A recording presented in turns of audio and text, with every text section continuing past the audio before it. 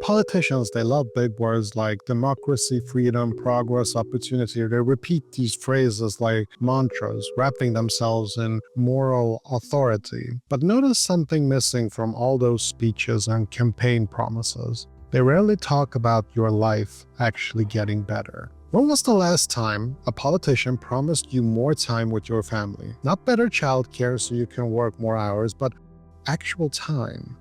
When did they ever say, let's automate society so we don't need to work as much? It's never happened, because that's not the kind of freedom they're selling. Instead, they sort of glorify work. They stand in front of factory workers and office employees and tell them how noble their labor is, how essential they are, how America was built on hard work. And then they do absolutely nothing to reduce how much you have to work. Now, if democracy is about us, if freedom is for us, why do we spend most of our lives trapped in offices, warehouses, and cubicles? Something is off. Generations of workers built pyramids for pharaohs, cathedrals for churches, skyscrapers for corporations, not for themselves, not for their families, but for rulers who already had more than they could ever use. Today, the slogans have changed. We don't talk about divine right. We talk about shareholder value. We don't talk about glory to God. We talk about maximizing efficiency. We don't talk about building empires for kings. We talk about economic growth. But the story hasn't changed. People give their lives for someone else's vision, someone else's profit, someone else's life. They tell you, this is progress. They point to GDP growth and rising stock markets as evidence that things are getting better. But progress for who? Not for the worker who's still putting in 40+ hours despite technology making us exponentially more productive. Progress for the people at the top, the people who own the pyramids that we're building. If you find this kind of video interesting, I suggest that you subscribe to my channel, because this is just the beginning. We live in a time of unprecedented technological capability. Machines can build cars with minimal human oversight. AI can write code and analyze data. Robots work 24/7 without breaks or healthcare. We have the tools to reduce human labor dramatically. We could cut the average work week in half and still maintain our standards of living. But that's not how it works. Every new wave of technology gets framed as a job threat, like not with the AI. A lot of people are afraid that AI is going to steal their jobs. Politicians rush to reassure us with job creation programs and promises to protect American workers. But here's the paradox. Nobody wants to address, if technology can already do the work, why don't we just let them? Why do we need to do those jobs? We have machines that can do work faster, better, and safer than humans. And instead of saying, great, now humans don't have to do that soul-crushing work anymore, we panic about job losses as if the job itself is the goal. We've confused means with ends. Work was supposed to enable a good life. Somewhere along the way, work became the end itself. The truth is very simple. The system doesn't want efficiency if efficiency means fewer workers. Because if survival wasn't chained to a paycheck, the entire wage slave system would collapse. And this is important, because you have to understand that when you work, you create value, but you don't keep all of that value. A portion of it goes to you as salary, but the rest that goes to the owners, the executives, the shareholders, who already have more money than they could spend in 10 lifetimes. Your labor enriches them. Your exhaustion funds their lifestyle. Now, if we look at tech recently, Google laid off 21,000 workers, Meta cut 12,000, Amazon, Microsoft, mass layoffs everywhere. These are not failing companies, Google didn't lay off people because they were going bankrupt.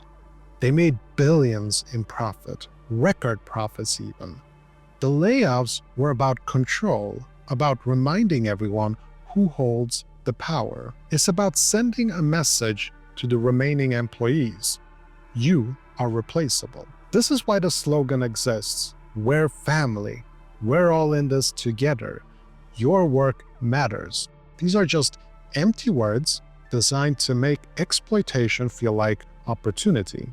The system was never designed to free you. It was designed to extract maximum value from you while giving you just enough to keep coming back. So let's trace this cycle.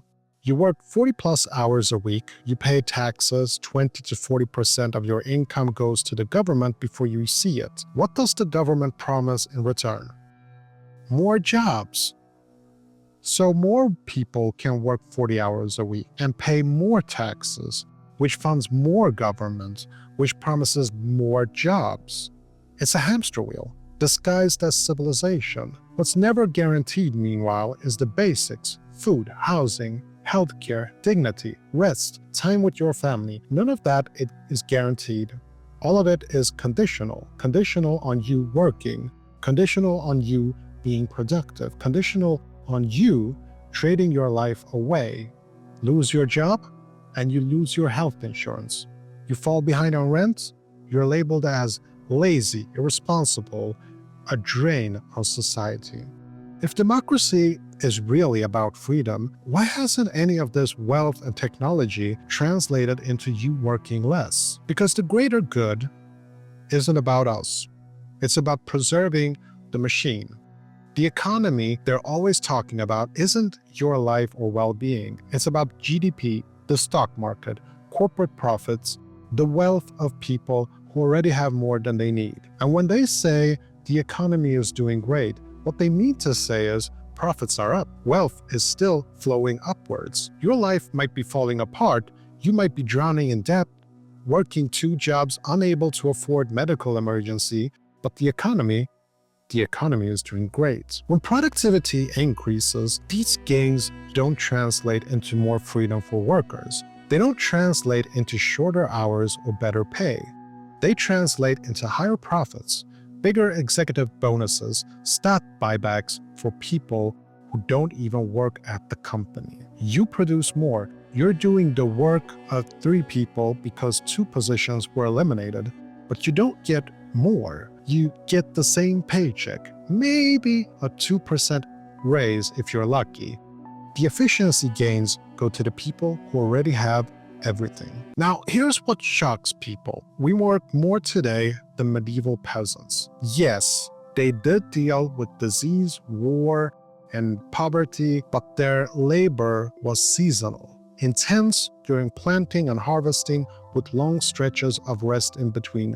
They had feast days, religious festivals, and community celebrations. Historians estimate that they had 80 to 150 days off each year, full days off. Compare that to today, where you get 2 weeks of vacation if you're lucky, a handful of sick days you're too ashamed to use, and 250+ working days a year in the grind. We call this progress. The Industrial Revolution, it didn't free us. Before factories, work was task-oriented. You worked until the job was done, and when the work was complete, your time was yours. After factories, work became time-oriented. You worked because the clock said it was time to work. The factory bell replaced natural rhythms. The time clock replaced autonomy. Today's corporations, even hip tech companies with the ping pong tables, still run on that industrial logic. They might call it flexible hours while expecting you to be available 24/7, but it's the same fundamental structure. Your time is not yours. The broken promise of technology is that yes, we do have AI and robots and automation smarter than anything our ancestors could have ever imagined. But instead of shorter hours, we're expected to do more. Answer emails at midnight, be available on weekends. And we're building this advanced technology in history, but we're still operating under logic designed for the 19th century factories. And it's making us miserable. Rising rates of burnout, anxiety, depression, especially among workers. We were more productive than ever and more miserable than ever. That's the system working as designed. Politicians won't save you, because here is the brutal truth. Politicians won't free you. They can't, because their job is to keep the system intact, to manage the machine, to make small adjustments that relieve pressure without fundamentally changing anything. Even the well-meaning ones are constrained by a structure that punishes radical change. They can tinker around the edges, but they can't give you back your time. So, I suggest this: stop waiting for them. Stop hoping that the next election is going to change things. That's just a show for the people. If you want personal freedom, you have to build it yourself. If you want real freedom, not the fake freedom of choosing between employers, you have to carve it out yourself. You have to build something of your own. You have to create something that belongs to you, that can't be taken away by a manager or quarterly earnings call. I'm still working as a consultant, trading time for money, but I've started my own company, and it's a one-person business built around filmmaking and YouTube. It's not about getting rich. None of that. It's about reclaiming something that creates value for me, not a corporation that sees me as replaceable. Now, I used to think that I could gamble my way out. I put a lot of money into crypto, and I watched the charts, and I daydream about the big win. Then I sold it all, and I realized that I don't want to gamble my way out of wage slavery. I want to build my way out. Gambling is hoping that luck saves you. Building is creating values that last, that grows, that belongs to you. Building means mistakes, slow progress, working nights, not because you have to, but because you're investing in yourself. Now, of course, there are no guarantees in life, but neither are those guarantees in the wage slave system. You can do everything right and still get laid off. At least when you build something yourself, if it fails, it's yours. And if it succeeds, it's also yours. So, step by step, create something that belongs to you. Mistake by mistake, learn what works hour by hour, stolen from the margins of your life. Invest in building instead of just surviving, because the system is not designed to give you freedom. You have to take it. Start something, anything. Create a product, offer a service. I don't care. Build an audience. Do it badly at first. Make mistakes, lots of them. Fail, learn, try again. But start. Every hour you spend building something that's yours is an hour you're not just renting yourself out. Enough of those hours accumulated over time, they can actually add up to something real, something that can eventually replace your paycheck. The lie that politicians tell about work is that the system will take care of you if you just keep playing by the rules. But the truth is, the system will use you until you're used up and then just toss you away. Your only real option is to build your own escape route. One day, 1 hour, one small action at a time. The sad truth is that democracy isn't coming to save you. Freedom isn't being delivered by the next election. The greater good was never about you, but you can save yourself. You can build your own freedom. Now, it won't be easy and it won't be fast, but it will be yours. And that makes all the difference. As always, thank you for listening. Do me a favor and tap that like button to show your support. Subscribe if you're interested in more content like this. Until next time, stay hungry, relentless, and strong in your journey of escaping wage slavery. Bye.